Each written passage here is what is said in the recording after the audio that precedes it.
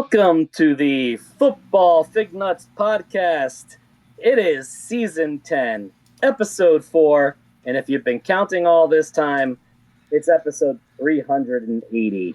I'm your guest host, Sean. I'm Sinch. I'm Craig.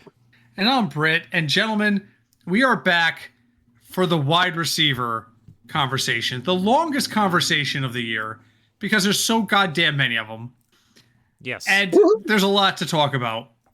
We have a rookie in the wide receiver 1 category. We've got some old names in new places. We got a lot to discuss. So let's just jump right in. Sean, what are you drinking tonight? I am drinking Ghost from Dudley Town Brewery. Good That's stuff. Tropical hazy IPA, 6.8%, and you definitely get the notes of pineapple and all those tropical fruits in it. Very easy, not a bitter IPA at all, and very nice to drink, even in the summertime. I prefer Open Portals by Dudley Town. Both very, very good. Which one do you like better? Oof, hard to say. Ooh. I think maybe the Ghost. Okay, good. Sinch, what are you drinking tonight?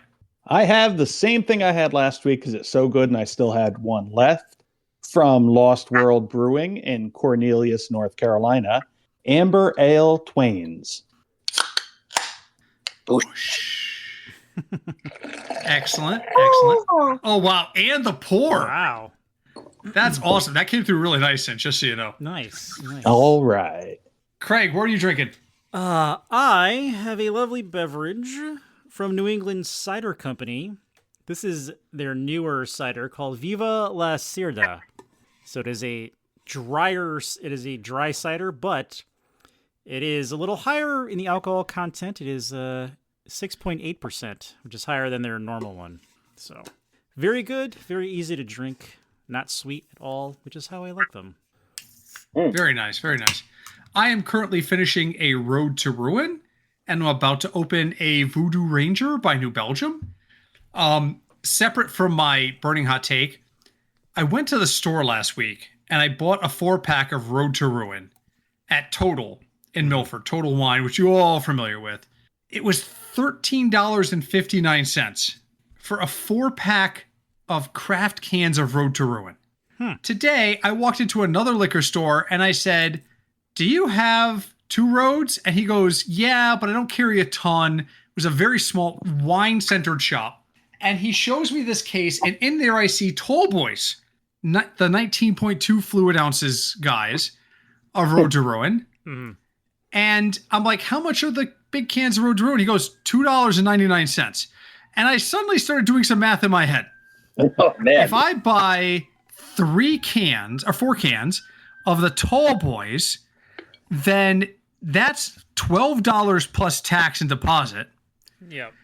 But when I buy a 4-pack of the 16 ounces, it's $13.50. So I'm saving like $1 By getting more.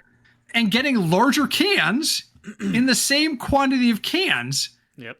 And I was like, this is bizarre. And I saw the Voodoo Ranger. You're not paying for the little connective tabs. But you're buying That's- bulk. I don't understand. I understand when you buy larger containers, you pay less. There's a reason why if you buy a 50-pack of Splenda, you pay something like 60 cents a packet. And if you buy the 400-pack, you pay like 25 cents a packet. It's bulk, right? But I'm looking at this and I'm like, I'm buying the exact same quantity of cans. The cans I'm buying that are cheaper are actually using more aluminum because they're taller cans. There's more beer in them, and I'm struggling to understand this. Don't question it, just enjoy it. It's $1 that's what I'm doing. convenience fee.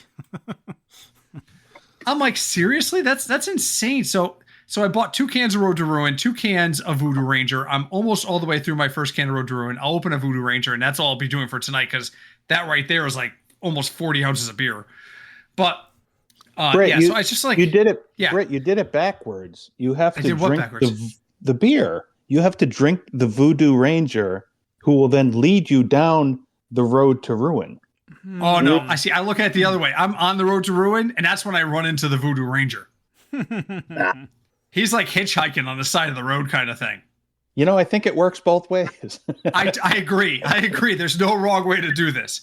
So, all right, let's talk about some burning hot takes. And I was gonna go first, and now I can't remember what my burning hot take was. Oh, okay. Crap. All right, you know what? Let's come back to me. Craig, you go first. What's your burning hot take this week? I had it in my head and then I went on my rant and I lost it. That happens. So my burning hot take is the Tampa Bay Buccaneers. Baker Mayfield is their quarterback. He has decided to play this season without negotiating a new contract. Do you think long-term this is a very large distraction for said team? So, like, you know, as soon as he feels a little twinge in his hamstrings, he's going to be like, nope, I'm sitting out. I'm done for now. And then they talk. The answer is no. Sinch? We've got a guest here to answer that question. His name is Kirk Cousins. He's made a shit ton of money that he's not worth because he's done exactly this. Play the season out, and then when you get to the end of the season, it doesn't even matter. If you're a middle-of-the-pack quarterback and you're a free agent, everybody will overpay for you. It's a great point. Smart move, especially if you consider that he's already made enough money that if he breaks his back and can't play anymore, he's set. You ain't got to worry about him. True. Yeah, you know what? We forget that while Baker has had really good success in Tampa, the dude is never paying for a drink the rest of his life in Cleveland. He's the only quarterback that ever gave them legitimate hope and took them to a playoff win. So, you know, he can move back there and never have to worry about it. But, Sean, your thoughts? Yeah, it's a smart move as long as you don't get hurt. So, I mean, because he was hurt last year. He had a little bit of a down season. This is like the prove it season. So you stay healthy, you have a good season, you're going to get paid. But you know how it is. These guys, when they hit free agency, each one of them, if there are 3 quarterbacks that are free agents, each one of them, not the bad guys, you know, the good quarterbacks, each one of them become the highest paid quarterback until the next guy signs. And then he becomes the highest paid quarterback. Interesting. Craig, what you asked the question, but what's your thought? Really, my thought is a couple factors go into it. Is what's, you know, by week 8, what's Tampa's record? And at any point at all, does Baker pull his hamstring and then he's like, just no, I'm good till December without, you know, risking an injury. Because if they're 1-6, I think that's just going to add on top of the distraction level of it. But if they're winning, probably not. And they're still in a terrible division, guys. Until somebody proves to me otherwise, they're still in a terrible division. So anything can happen there. I remember what I was going to ask you guys. All right, so I'll go next. All right. My burning hot take question is really simply from you guys, 30 seconds or less. I have friends coming from out of state this December. They're coming to Connecticut for 2 things. Well, 3 things. They say they're coming to experience Christmas in New England. That's bullshit. They're coming for pizza and beer. Yeah. And Portuguese rolls. And possibly Portuguese rolls. I'm going to add, I just want each of you to tell me, being Connecticut natives, each of you, what's the one brewery I have to take them to? I'm not going to debate pizza because that's already raging. But what's the one brewery I have to drag them to if I don't get to take them to any more than one brewery? Sean, what are your thoughts? Well, Pizza Modern. But anyway, it's got to be our go-to. It's got to be Two Roads. You got to take them to Two Roads for a brewery. Okay. I mean, if it wasn't, other than that one, Caius, the one up there. You're taking answers from the others. Oh, sorry.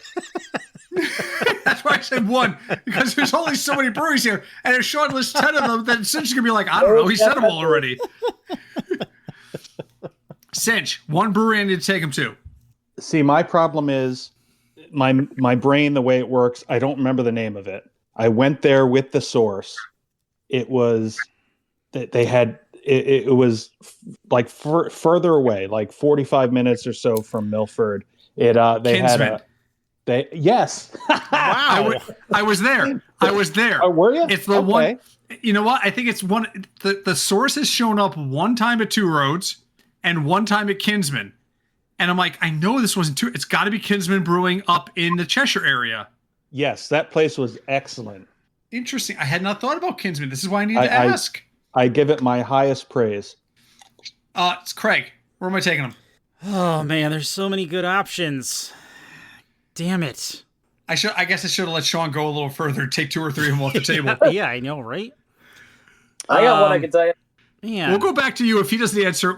I know Sean's got more insight on this. I know we have, but we're lucky enough that we have a lot to choose from, and not have. We have some seriously good, and we ones. don't have to drive far, But I would say Berlinetta because it's different than the rest of them. In Bridgeport.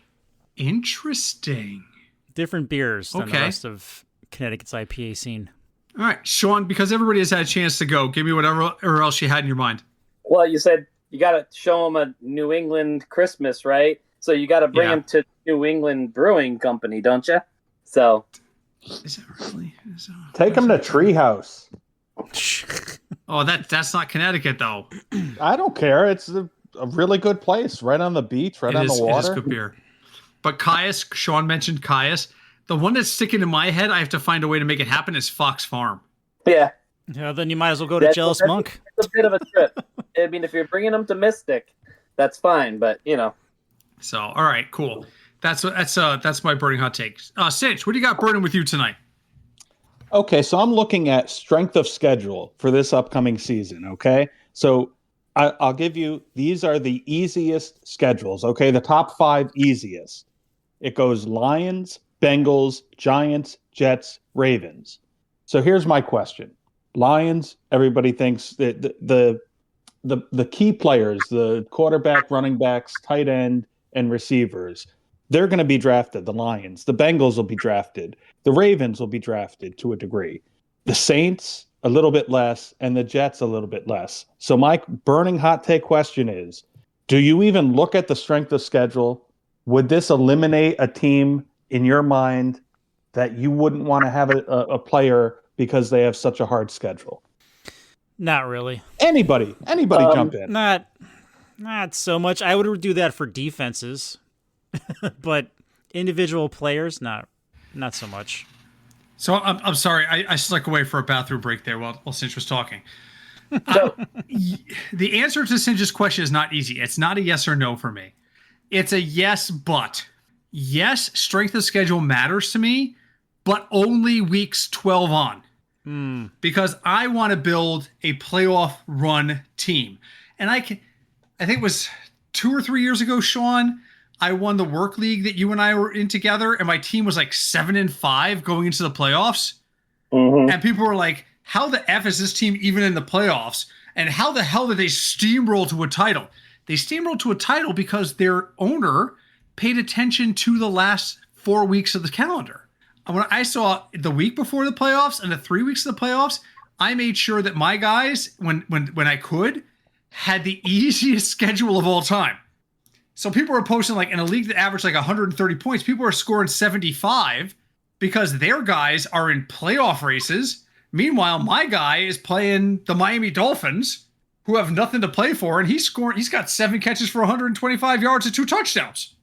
So yes, strength of schedule matters, but I tend to focus on late season strength of schedule, not overall strength of schedule. So if I could just add this, I Sure. gave you the 5 easiest.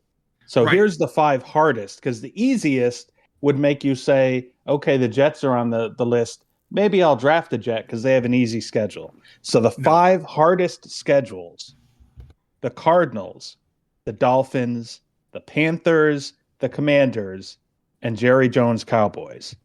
They have the 5 Dolphins hardest end up on that schedules. list. It's just luck of the draw how it all falls. The Dolphins couldn't win a raffle in a church. I mean, how do they end up on that list? Vegas projects them. The Vegas number is 4.5. So here's what I say about the strength of schedule as well. You also have to take into effect the offense and the defense. Well, if we're drafting offensive players, where's their defense ranked in that? Because Craig, the Cincinnati Bengals. Their offense is great. Their defense was crap. So would I want to play the Cincinnati Bengals? Yes. But that strength of schedule might be a little hard because usually the Cincinnati Bengals are pretty good. So you have to look more deeply into the ranking of offense or defenses in those strength of schedules. Now, do I solely pick it on that? No, because I'm still not going to pick Tony Pollard over, Christian McCaffrey because, look at that last 4 weeks or look at that strength of schedule. I'm not doing that, obviously. You got to weigh the positives in there. If there's am I going between this guy and this guy? Oh, is their strength of schedule better on this? What teams are they playing? Oh, they're in a weak division. I'll take this guy.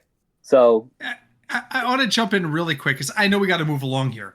I just pulled up the Dolphins' schedule. Their home schedule in order. Ready?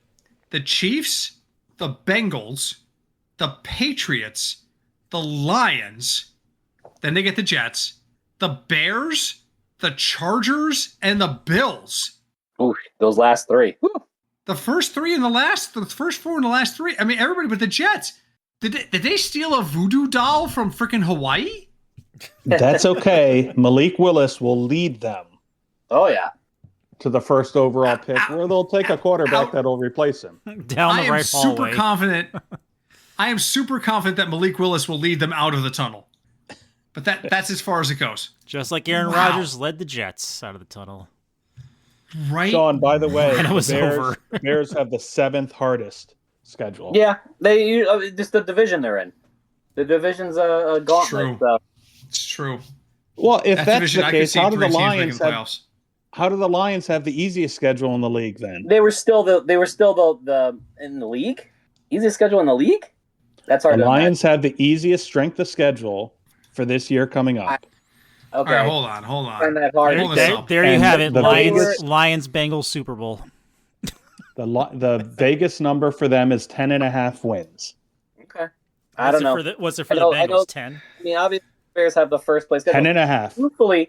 Truthfully, those schedules, because you play the 4 games or 6 games against your division, you play 2 other divisions that are set. They're not based on strength. So that's another 8 games right there. That leaves you with what? Which one is that? 14 games. That's 3 games that are really based off of how well you did last year. So all right, I have their schedule up. We will play this game because we do this all the time. In your head, no response. I'm just going to go right down the list. I want you to count the number of the games the Lions win this year, and at the end, I'm going to ask you for your total. Normally, Craig and I go win, loss. We got to move along. All right. So in your head, count the number of Detroit Lion wins. Lions at home against the Saints. Lions at Bills. Lions at home against the Jets. Lions in Carolina. Lions in Arizona. Bye week. Lions at home against the Packers. Lions at home against the Vikings. Lions at Dolphins. Lions at home against the Pats. Lions at home against the Bucks. Lions at home against the Bears. Lions at Atlanta. Lions at home against Tennessee. Lions at Minnesota. Lions at home against the Giants. Lions at Chicago. Lions at Green Bay. No explanation. Right across the board. How many wins you got? I have 10. 11. I have 10. Sinch. I had 12. Sinch. 12. This is a deceptively soft schedule for a hard division. It really is. That's what I'm saying. The last place schedule. I brought it up last week. So that I agree. gets them some really bad teams. So the NFC plays the AFC East and the NFC South. It looked like maybe. I don't know. Yes. So take those teams. I mean, and then I don't know, where did they finish in the division? They had 3 games against The easier- Lions were the last place team. Oh, this is 3 games. There's 3 games you win then because you play the worst team in those divisions. So there's where you make up those games against the Bears. they And close against the Bears and the Packers on the road. Well, I'll tell you what I did is for the division games, I gave them the win at home and the loss on the road. I did the exact same thing. That's No matter fair. what it was. So Even that minute- means that's going to get them out there early, like, I don't know, what, 10-3? Yeah, they Because the road games were late. Mhm. Yep. And closes against Bears and Packers, which is games they're probably going to lose on the road. Oh, yeah, outside in the elements, yeah. All right, guys, are we ready to move on, or is there a burning hot take we didn't get to that people really want to get to? It was me. I had the burning hot take, but Is it something you want to hold up, you want to burn, or can we move on? I was going to just, I mean, it could be quick. All right, make it quick. Let's go. My burning hot take is don't believe the burning hot takes. All these training camp Wait a minute. all these training camp news that you hear. Oh my God, this guy's the best shape of his life. He's running with the ones. He's doing this. He's doing that. You got to take them all with a grain of salt. Yes, they're trying to get everybody. They're trying to get everybody in. They're trying to get everybody, acclimated to each other. You can't really take, okay, this guy had this best. I mean, news that I was hearing. Oh, Keenan Coleman is doing great in training camp. Yeah, do we think where is he going to go? Do we think he's going to be a number 1 or number 2 wide receiver in the league? No. Don't make me horn you. Yeah. All right, that's where I'm going. How much? So Sean is saying also ignore all the injury reports out of training camp as well. Well, he can't ignore injuries. No, so here's what I take. Here's what I take for Sean. Sean is saying there are these guys out there in the media, the liberal media. They don't tell you the truth. They tell you what they want to hear. It's all fake. That kind of thing. There is a trend in the media because there's so much of it to try and get clicks. So it's to their advantage to say Sinch is having a great training camp. Sinch was in the practice squad last year, but he's getting 50% of the reps on the first team in camp in July. We should absolutely read into that, blah, blah, blah. I get what Sean is saying. He's right. Training camp, first week or 2 of preseason, don't read too much into it because particularly as players get older, they get fewer reps in preseason. Even if Patrick Mahomes is cleared for the first 2 weeks of the preseason, he's spending his ass sitting there holding his collar and talking to random people about what they're going to have for dinner that night. So don't read too much into it. Since your thoughts, is the preseason overblown? You're not going to see any of these quarterbacks at all in the preseason. Any of the good ones. Maybe in week 3. Maybe. No, I think the culture has turned where they just don't play them. They have the joint practices. The joint practice during the week, that's what you want to watch. That's when everybody plays. And then when they have the actual game like a day or 2 later, no one plays because they got their reps in already. And I just want to say, I really loved Sean's hot take where after the 3 of us gave a hot take, he started out by saying, don't listen to the hot takes. Next time you go first. Yeah. Craig, is Sean nuts?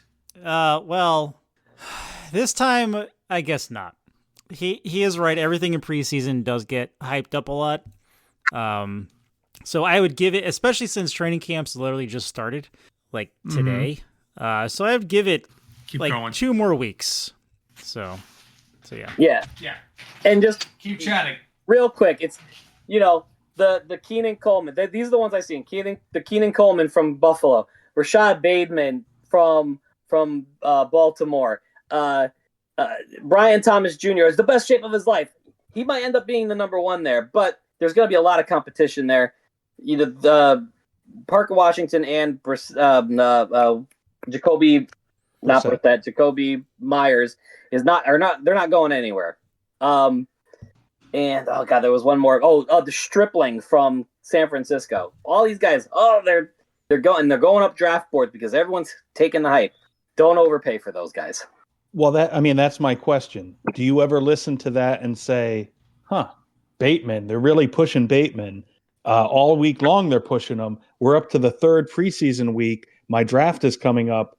Are you saying you pay zero attention? I mean, you're not taking him first round. I'm not. But would you bump up a round? You gotta look of where, because a lot of these guys sky up the ADP. So you gotta look at, all right, this is my tier here, and now he's in with this tier. Are there guys here that I'd rather have in front of him? Mm-hmm. Most likely. If I'm saying if he's your fifth wide receiver, yeah, go ahead. Take a chance on him. But just be careful. All right. Interesting convo.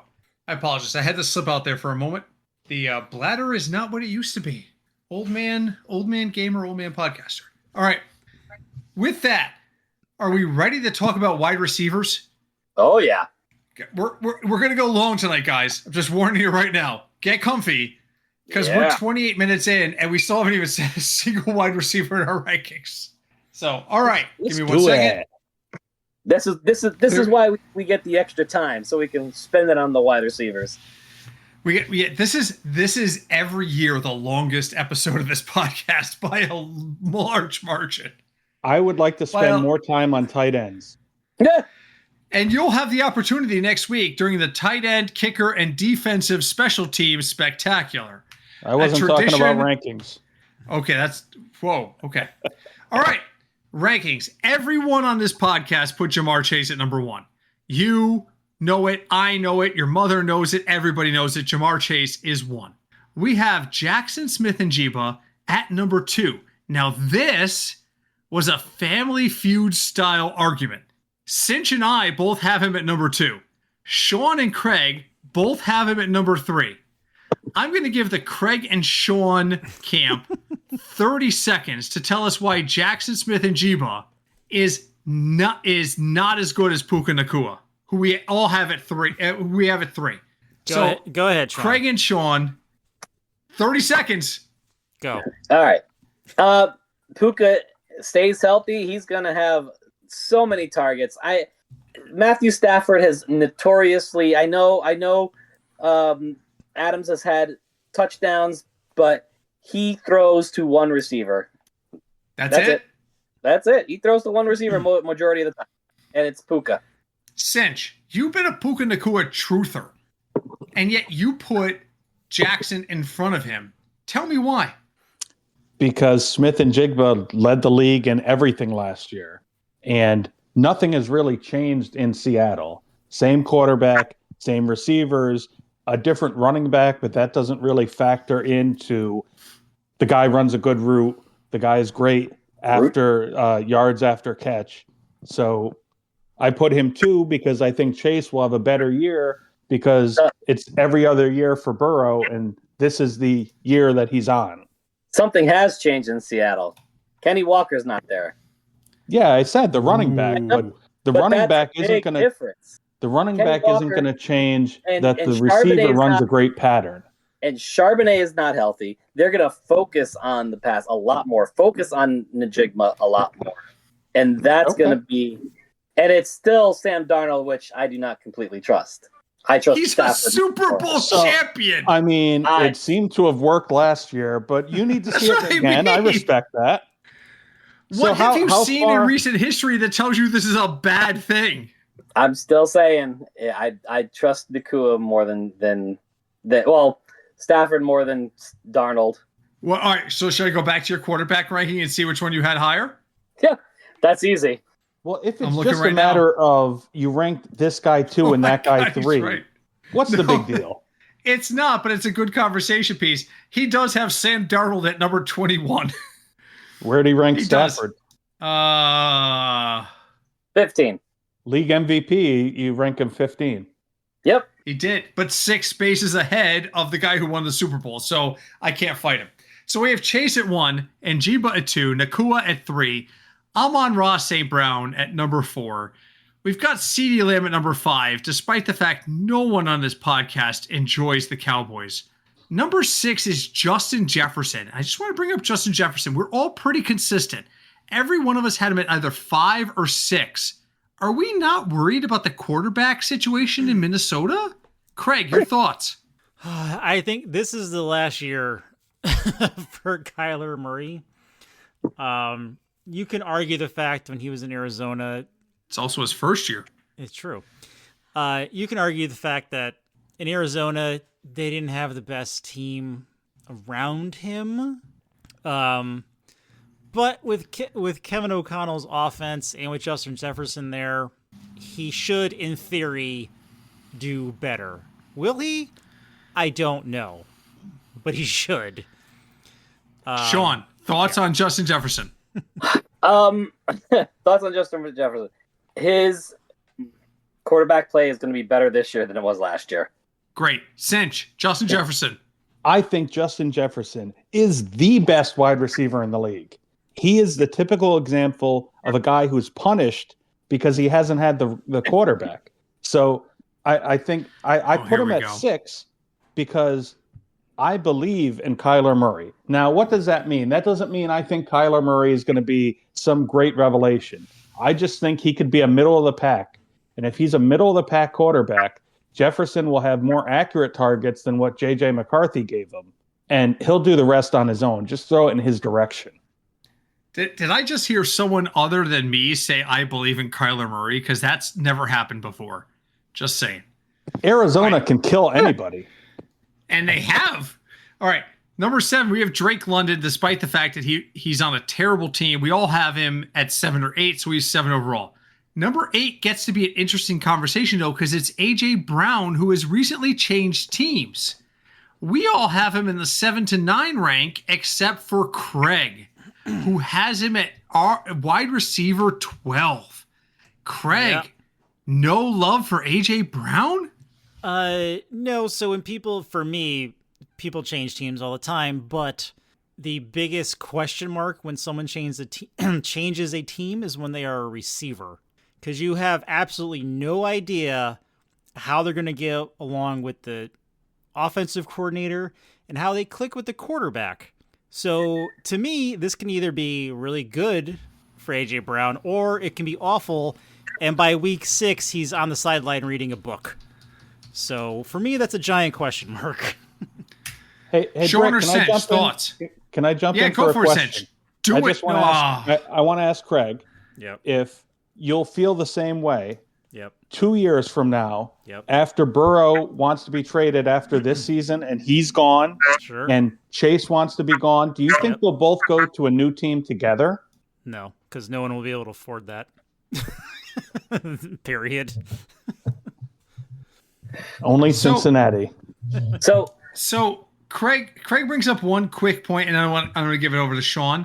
When a wide receiver changes teams, you have to consider where he goes. He's absolutely right. The stat I like to compare there is vacated targets. And for New England, only 20 vacated targets happened this year, 25 of which were non-wide receiver targets 25 were wide receiver and -8 were tight end. Meaning, when you take in the receiver pool as a whole, A.J. Brown is joining a team with only 3 targets to spare from a Super Bowl year. No, Britt, you're forgetting Diggs isn't there. All of Diggs's targets would go to A.J. Brown.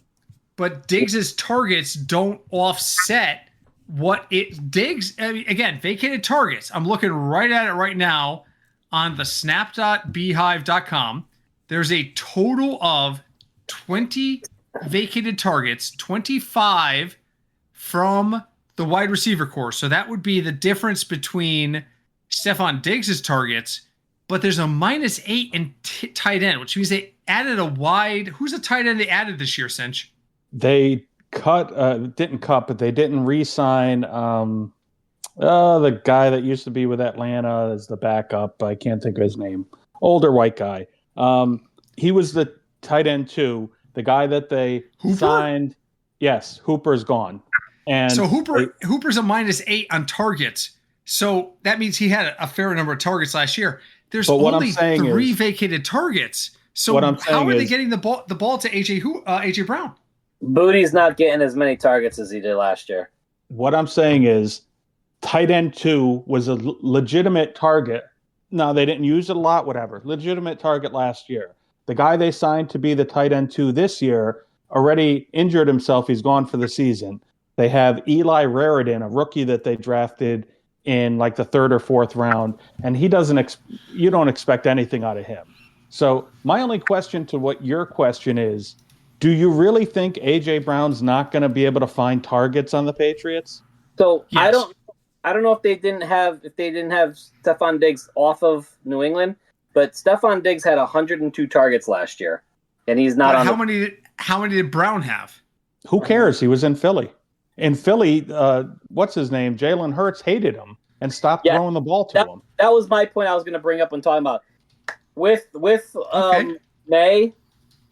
There's going to be I don't care what because look at the relationship with Brown and Hurts. It wasn't very good, and he got his targets there still. It's only but not as many as everyone was hoping. But in New England, they're gonna feed him. Okay. You know, All right, to answer what Craig's question was, when you get a wide receiver that goes to a new team, I like to look at the offensive coordinator and the quarterback. Do you trust that those two, and you know, whatever you think of Josh McDaniel, he's a good offensive coordinator. And whatever you think of May, I think you would have to say he's at least a top half of the league quarterback. I think he's a much better thrower than Hurts is. So I just think that you had a situation where it was a top 10 receiver that had personal issues with the quarterback, and then he's now on a new team. So I think if you got a guy on a new team, I don't know how Siri started talking. Where's the horn for him? You got to get going. Hold on. Well, somebody talk. You can't just stop because Sean goes for the horn. You said hold on. I just say receiver and offensive quarterback and offensive coordinator affects receiver. Craig, what do you think? No, we don't have time for what Craig thinks. We're moving on. All right. Well, you said hold on. I didn't want to leave dead air. Yeah. All right. Chris Olave is at number 9. George Pickens is at number 10. We have Nico Collins, and I'm going to butcher this guy's name. Tetaroa McMillan. Not a rookie. All of us have this guy in 11 to 16. I'm going to be honest. I have this guy at number 11 because everybody in the press has him at number 11, and I don't know who the hell he is. Sean, you're our scout guy, and you have him at 16. Tell me why, and then Craig, tell me why he's wrong. All right. So Tetaroa McMillan had a great year last year. He did. I'm not sure, but for this year, I have the likes of, other than the guys that we've already mentioned, I have Devonta Smith, Rashee Rice, Zay Flowers above him. These guys are going to be in a better offensive situation, better scheme. They're number ones as well. You know, he's dropped. You know, the consensus for us is 12. I have him at 16. Yeah, okay, so he's not a number one. I wouldn't take him as a number one. I would take him as a high number 2, definitely. So, Sinch, why am I wrong? No, Craig was supposed to tell you first, and then I will tell you why you're wrong. 30 seconds each, go. His biggest problem is he's a Panther.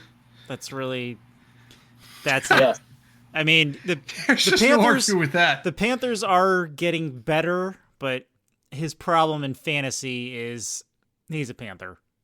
So yeah, that's what I got there. That works. Cinch. You're wrong because the competition they're facing, Tet was like the guy for their team last season as a rookie. I expect him to take a second-year jump where he will be ranked higher next season than, what was he, 10 this year? He'll be like 7 or 6 next year. Okay, excellent. All right, so we have McMillan at 12, T. Higgins at 13, except for Sean. Sean has T. Higgins at 18. Sean, 15 seconds. Why is Higgins not as good as we think he is? there probably is a little bit of my own bias. I cannot take a number 2 on a team as, I mean, yeah, we have him at 13 there. Okay. Is he the best person after the number ones? Maybe, but I think there's definitely other number ones on other teams that are better than a number 2 on another team. Okay, fair enough. So we have T. Higgins at 13, Devontae Smith at 14. 15, we have Rashee Rice, who I thought was in jail. I mean, and I'm a Chief fan. 16 is Ladd McConkey. Ladd McConkey, how many more seasons are we going to wait for this guy to break out? Craig and Sean both have him as a wide receiver 1. Wait, no, I'm sorry. Sinch has Ladd McConkey as a wide receiver 1. Sinch, give me 30 seconds. Why is Ladd McConkey a wide receiver 1? Coming off an injured season, he has Mike McDaniel, the new offensive coordinator. He did pretty well for his receivers in Miami. I think he's going to see a boost as long as he's healthy. He's already injured, so it ain't looking good so far. All right. We got Emeka Egbuka. No. Okay. Emeka Egbuka at 17. We have Devontae Adams at 18. Sean, this is why I said nope to you. You get to add whatever you want, but defend Devontae Adams. You had him at 26. I'll give you 30 seconds. Give us some feedback on what you were going to say, and tell me why Devontae Adams is not even a wide receiver 2.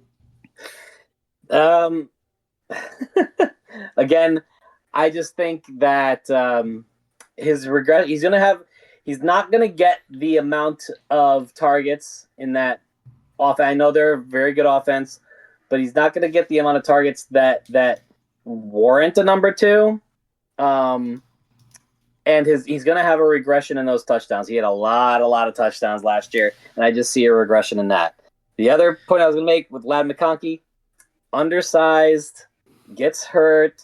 I just can't put him as a number 2. Fine, as a number 1, I can't draft him as a number 1. Fair enough. All right, moving on. We got 19 is Zay Flowers, 20 is Terry McLaurin, 21 is Mike Evans, 22 is Luther Burden III. 23, DJ Moore. 24, Jalen Waddle. 25, Rome Odunze. Guys, really quick, 5 seconds each. McLaurin, Evans, Burden, Moore, or Waddle. I'm sorry.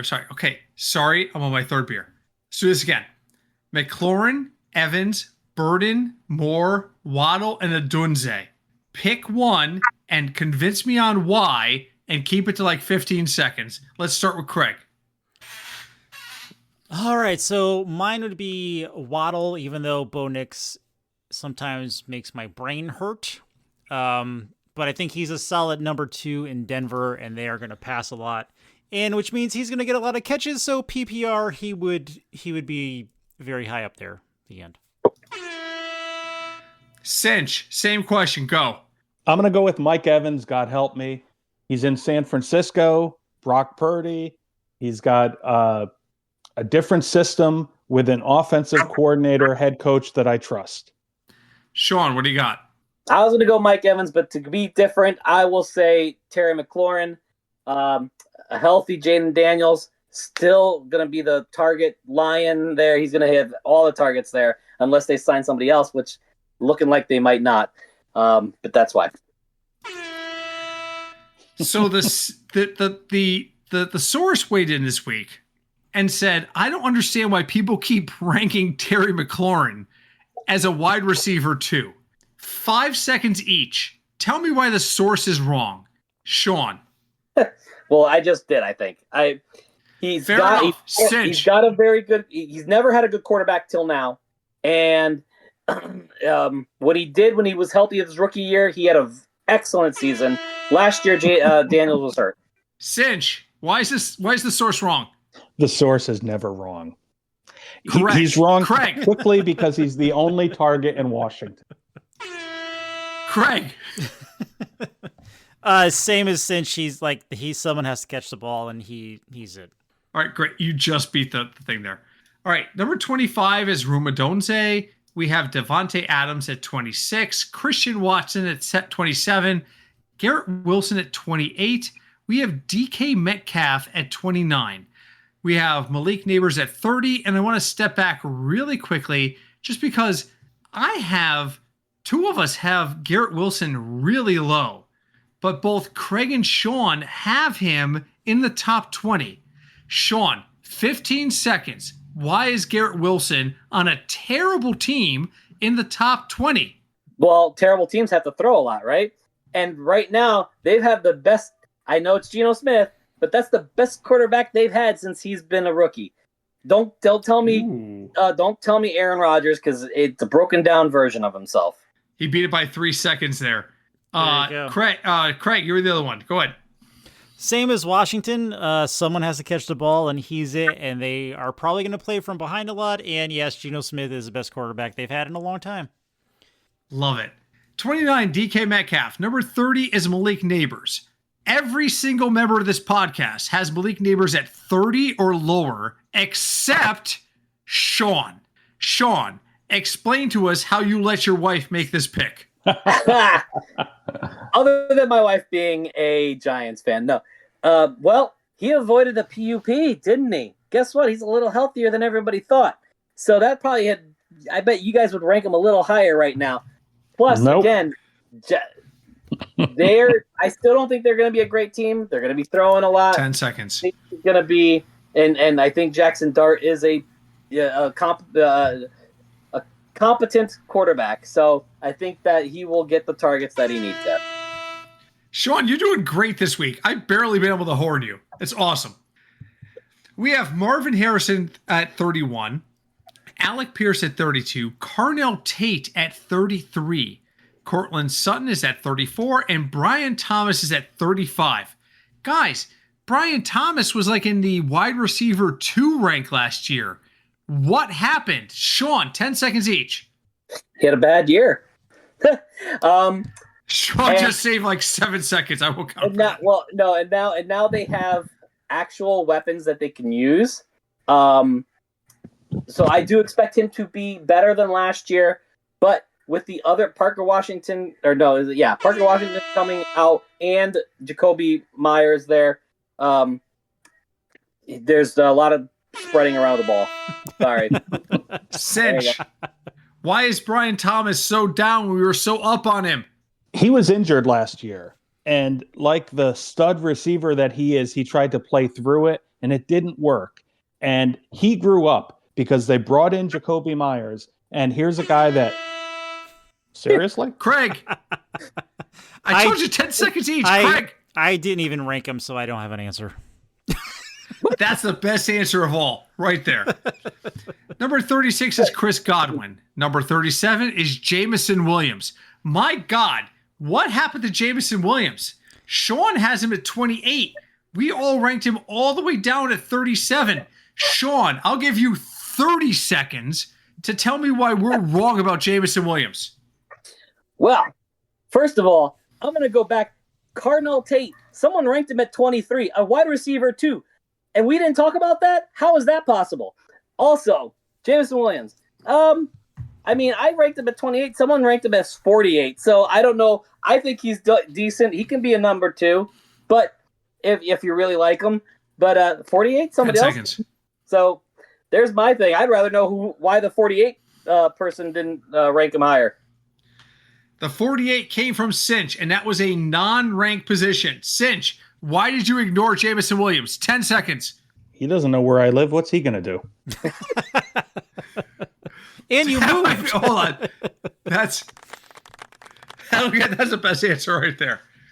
All right, we got 38 at Michael Wilson, 39 at Mekhi Lemon, 40 is Ricky Pearsall, who I didn't even know was still in the league. 41, Jordan Tyson, 42 is Jacoby Myers. 43 is Jordan Addison, and 44 is Michael Pittman Jr. Remember when everybody thought Michael Pittman Jr. was going to be great? Yeah, I do too. He is randomly. 45, randomly. 40, that's a DFS play, Craig. We're not there yet. Give us a couple weeks.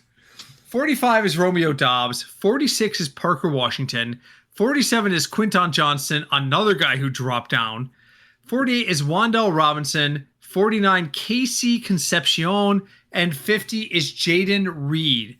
Before I move in to the final question, we just covered a whole bunch of names in the 30 through 50 rank. What's the one guy we got wrong? And we're going to start with Sean. I'm going to 15 seconds each. Sean, I'm going to give you a little grace here. The bottom 20 players. Who do we get wrong? Malik Neighbors. He's the number 30 out of those 30 to 50. And I have him at 17. You guys got him wrong. Jesus Christ. All right. If your wife wasn't monitoring this, who would you say? Oh, now I gotta think. I would say that it would be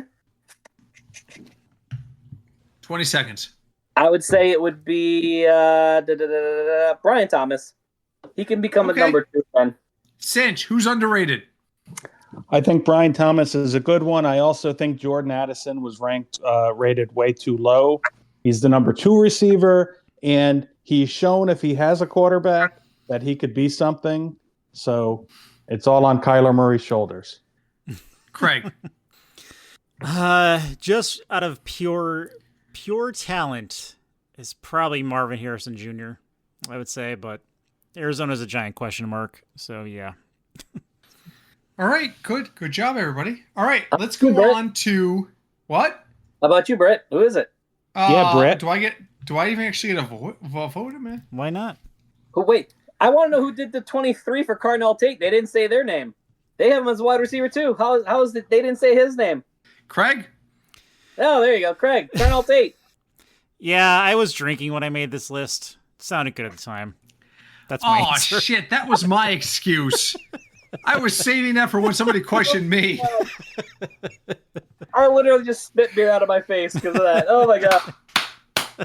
Epic. I love. You know what? These roundtables are a shit show. Not gonna lie. Are a shit show of cat wrangling, but you know what? I love them. So, my answer: the person who's probably most underrated on this list. I want to say Brian Thomas, but the guy probably Marvin Harrison Jr. I still think he has a lot to contribute. Yeah, you know what? You can all pull this up too in Discord. It's a Discord thing. You can horn me too. So seriously though, the Malik Neighbors are lower on him. I was talking. Okay, sorry. After you talk. So. Sean had him at 17. Sinch didn't rank him at all. I had him at 30. I think the Giants are just a shit show.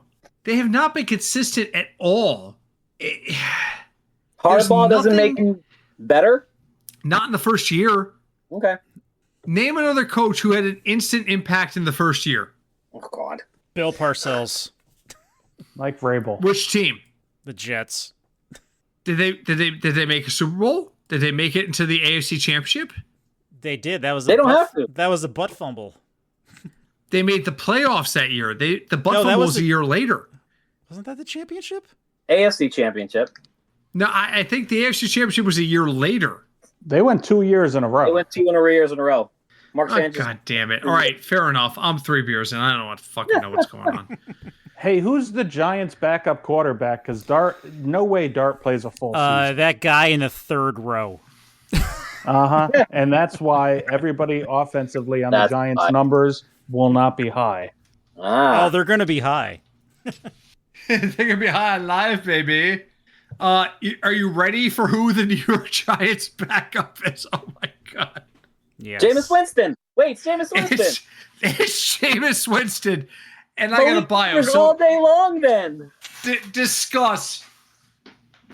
Malik Neighbors all day long. All he wants to do is throw it deep. Come on. Wait, is it really Jameis Winston? I thought he retired. Yes. No, he'll throw it to anybody. He doesn't care which team. Just go deep. You know what? I actually can't wait till he's on TV full time. He's like so entertaining. As long as he's not your quarterback that you're counting on, he's funny. Oh yeah. He's amazing. His whole World Cup thing was awesome. Yeah, it was pretty good. But what the hell's a World Cup? Wow. Wow, offensive. That's right. I said it. Fuck you, soccer. Come on. It was a very entertaining. Hey, look at it. It got all those NFL stadiums grass. What? A very entertaining 1-0 score. No, it was some. How do you know when the game is over? Four to like. How do you know when the game is over? They just keep playing. Oh, it's 90 minutes. Well, they're still going. That's stoppage. I guess time. it's extra time. It is extra time. How do you decide what extra time is? Well, everybody's still out there running around. That's so injuries. I guess we keep going. When they have to stop for injuries, that's what it is. All right, everybody, settle down. Settle down. We started talking about soccer somehow. Don't make me horn you. Hey, it's football. Jace, no, I will horn you. Whoa. Get Jameis that man Winston a beer. is the backup for the New York Giants. We can spend 5 minutes talking about the World Cup at the end here. That's fine because we actually did a great job of getting through the list. But I forget where I was going with this. Never mind. All right. Jameis the World Winston, Cup quarterback, the backup. Yeah, Jameis Winston. If Jackson Dart goes down, it's the end. See, I think it'll be fine for Malik Neighbors. But what about Darius Slayton and Darnell Mooney? That's right, folks. Darnell Mooney's a giant. You know who else is a giant? Juju Smith-Schuster.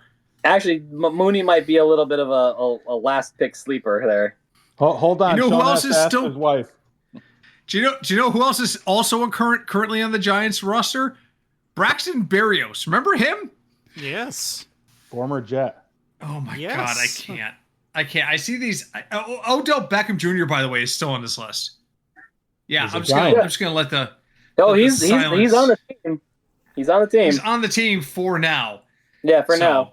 All right, we're gonna do this. Final thoughts on the wide receivers from a fantasy perspective, and then we're gonna spend 2 minutes on the World Cup. Craig, go. I'm gonna say don't freak out if there's one guy you really want and you don't get him. Don't start drafting every receiver in the next 3 rounds to make up for it because there's way too many of them. So, yeah. Sinch. Stephon Diggs is still a free agent. Has not signed with the Chiefs yet. I don't know why. It's not on our list. And then he's going to throw his socks. I don't know why. He had a 1,000-yard season last year. He's not completely washed up. My final thought question to everybody quickly is, if he were to sign with what you would consider a good offensive team, where would you rank him? Wide receiver 2. Yeah. 3. Depending on the team. Or a backup. I've heard Washington, and with Washington, I think he could be a wide receiver 2. Yeah. All right, interesting. Sean, final thought. Final thought on wide receivers. You know, it's funny how drafting goes ebbs and flows. There was a time, not 2 years ago, you're drafting 4 wide receivers in a row doing 0 RB. Now that's gone goodbye, because you know what? It's banking on luck. But you don't have to draft all your mad 0 RB never worked for you. No. Don't interrupt him. Don't make me horn you. It's his final thought. But anyway, with that gone, you don't have to draft a million wide receivers in the first round. Get your 2 early, obviously, and then go for there, because there will be quality later on in the draft. And that's really where I was going to go with my final thought as well, is that if you miss one of the top 5, you can recover later in this draft. This is not a draft. There's a huge gap. Let's put it this way. There's a huge gap between wide receiver 12 and wide receiver 24. We have McMillan at 12, and he's a rookie. So let's take that outside. No, it's my final thought. Shut up. Sorry. We have Collins at 11, right? All right, so let's assume Collins is the end of our wide receiver 1. That would make the end of wide receiver 2 Jalen Waddle. That is a huge gap. But then when you go beyond that, it's Chris Godwin at the end of wide receiver 3. So that gap shrinks outside of wide receiver 2. So you don't get the guy you wanted? You wanted CeeDee Lamb because you're a Cowboy faithful? If you're a Cowboy faithful, dude, you're in a cult. They're bad. This is Their our owner's year. bad. Every year is your next year. I know this. I'm We're a Mets fan. Don't do that. This is how we live. Don't be us. See us for the failures we are and move on. Okay. But if you don't get CeeDee Lamb, doesn't mean you have to rush to get Nico Collins. Doesn't mean you have to rush to get T. Higgins. That means you need to strategize and make sure you get better value at the positions you can control and not the positions you want. So look at the list, but realize the tiers matter in wide receiver more so than any other position. The end. But it's not the end, because despite Sinch's crazy hatred of football, I would like to hear from our other compatriots about their thoughts about the World Cup. And we're going to start with Sean. And I'm not going to time limit him. He can have all the time he wants. You know who likes football? As in Me. soccer? No. Your daughter. Hi, Deb. No, Deb, I don't even know if likes soccer, but you know. Deb hates She does sports. not like the sports ball. The At sports all. ball. But We're going anyway, to get emails. I mean, seriously, who likes football, soccer? soccer is very entertaining. You just have to be. In America, we were not brought up with it, so we do not have the appreciation for it. I mean, I do understand the whole you don't like the flopping and they're on the floor for 10 minutes, even though they got barely touched. But it's all in the game. It's all you have to appreciate being able to have a 0-0 game and still enjoy it, because Spain did an excellent job this year in defense. 30 seconds. They won it on defense. They won this whole league on they only trailed. I don't even think they trailed. I think they trailed once the whole tournament, and they were above and beyond the best defensive team and did enough to win the whole thing. So kudos to them. Amazing point of view, except statistically, France was the better defensive team, but that's beside the point because they didn't win. Craig, your thought on the World Cup? It was pretty awesome to have it here. You figure out of everywhere in the world, the U.S. is most suited for it because of how many damn stadiums we have in this country, mixed in with the Canada and Mexico. It was also cool to see NFL stadiums with actual grass in them, so that was cool. But it was I really enjoyed it, especially since it was our time zone. I could actually watch said games. Yeah, that's a big thing. That helped a tremendous amount. I really enjoyed it. It brings a lot of people together. I absolutely love the Netherlands because they're orange and their song's really catchy. I enjoyed all of it. I did. The rowing? Oh, that was Norway. That's Norway. That's the Vikings. And that was awesome. Did everybody see that the guy from Norway, their big star, who, by the way, Holland is the most Norwegian. Yeah, Holland is the most Norwegian stereotypical person ever, with a gigantic build, 6 feet tall, blonde hair. Just see what he bought when he spent over $10,000 in souvenirs. He brought a whiskey drinking raccoon. Yeah, it was a stuffed raccoon with a glass bottle of gin, I think. That's epic. $9,000 of that was bringing ranch dressing back home. There was the ranch dressing. So that's my perspective on this. The World Cup is about soccer and a shared experience, and then cultural appreciation, right? So people came to the U.S. and they discovered ranch dressing. And there was like one guy who was posting every day on Twitter, because I'll never call it X, about how amazing ranch dressing was. But on top of that, did anyone see how the Japanese visitors cleaned the stadium before leaving every game? Yes. Yep. And they were like, this is part of our culture. Yeah. This is part of our culture. This is what we freaking do. Yep. We walk around, we clean the stadium, we make it easier for whoever comes next. Yeah. And I was just like, the cultural exchange here isn't just people learning about American culture. It's people in America learning about international culture and adopting that.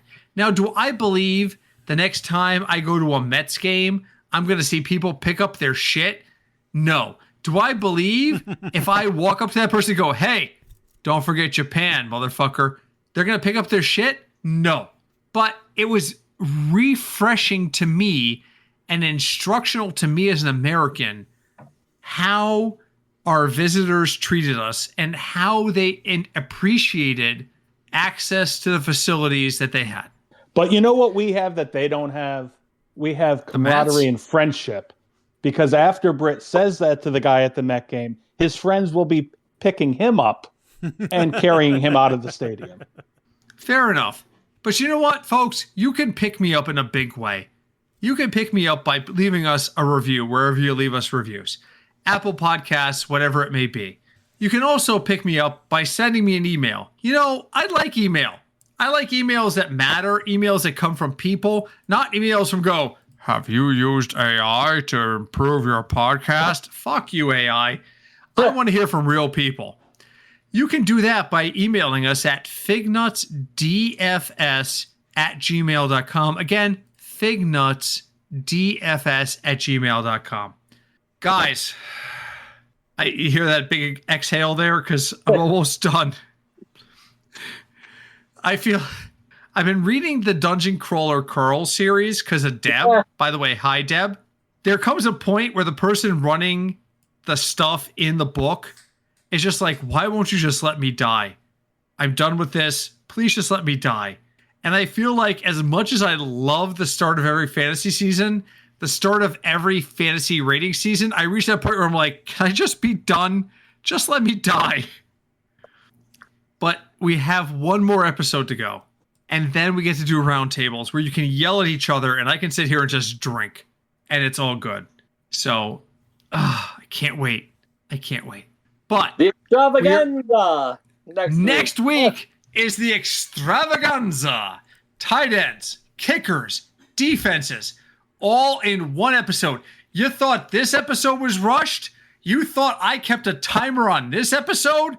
Just wait, baby. Next week is going to be epic as we spend 50 minutes on tight ends and then like 4 minutes on the other two categories. But we'll get there. In the meantime, I thank our contributors. I thank Craig for putting up with us and just getting through this every year. I really learn a lot from talking to you guys, so it's really great. But we will talk again next week. Until we do, my name is Britt. I'm Craig. I am Sinch. And I'm Sean. And we are the Football Fignuts Podcast. Have a great week, everybody.